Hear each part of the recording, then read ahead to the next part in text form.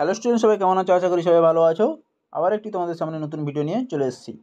যে সকল ছাত্রছাত্রীদের স্বপ্ন ইঞ্জিনিয়ারিং কোর্সে ভর্তি হওয়ার, তারা মাধ্যমিক পাশে পলিটেকনিক কোর্সের মাধ্যমে জুনিয়র ইঞ্জিনিয়ার হতে পারবে।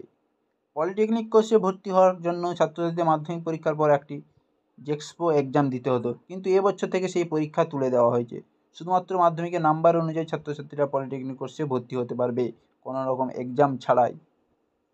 এবার যে সকল ছাত্রছাত্রীরা পলিটেকনিক করেছো, ভর্তি হতে চাইছো, তাদের সকলের মনে একটা প্রশ্ন, যে সরকারি পলিটেকনিক কলেজ পেতে গেলে মাধ্যমিকে কত শতাংশ নাম্বার থাকা প্রয়োজন। তাই ছাত্রছাত্রীদের সমস্ত প্রশ্নের উত্তর নিয়ে আজকের এই ভিডিও।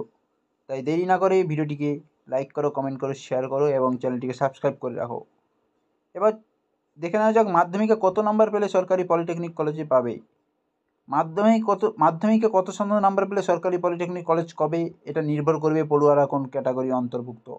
ক্যাটাগরি বলতে এসসি, এসটি, ওবিসি কোন ক্যাটাগরি অন্তর্ভুক্ত। এবার বলে রাখি কোন ক্যাটাগরিতে কত নাম্বার পেলে তোমরা সরকারি কলেজ পাবে। এবারে জেনারেল ক্যাটাগরিকে মাধ্যমিকে তোমাদের নাম্বার দরকার 80% প্লাস, কলেজ তোমরা পাবে টপ 10 সরকারি কলেজ পেয়ে যাবে। এছাড়াও 70% পেলে তো শুধুমাত্র সরকারি কলেজ পাবে। বোঝা গেলো 80%-এর উপরে পেলে তোমরা টপ 10 সরকারি ভালো কলেজগুলো পেয়ে যাবে, আর 70% নাম্বার পেলে শুধুমাত্র সরকারি কলেজ পাবে।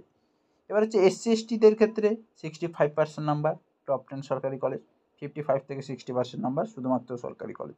এবার হচ্ছে ওবিসিদের ক্ষেত্রে 70% টপ 10 সরকারি কলেজ, 65% শুধুমাত্র সরকারি কলেজ। তাহলে বুঝতে পারলে তোমাদের ছাত্রছাত্রীরা কত সংখ্যক নাম্বার পেলে সরকারি কলেজ পাবে। এই নিয়ে কারিগরি ভবনের তরফ থেকে কোনো রকম সরকারি বিজ্ঞপ্তি জারি করা হয়নি। এবার বলে রাখি, যারা কম নাম্বার পেয়েছো তারা কি সরকারি কলেজ পাবে না। এবার অনেক ছাত্রছাত্রী রয়েছে যাদের মাধ্যমিকে কম নাম্বার রয়েছে, তারা কি সরকারি কলেজ পাবে না। এক্ষেত্রে জানিয়ে রাখি, তারা হয়তো সরকারি কলেজ পাবে কিন্তু পছন্দের ডিপার্টমেন্ট পাবে না।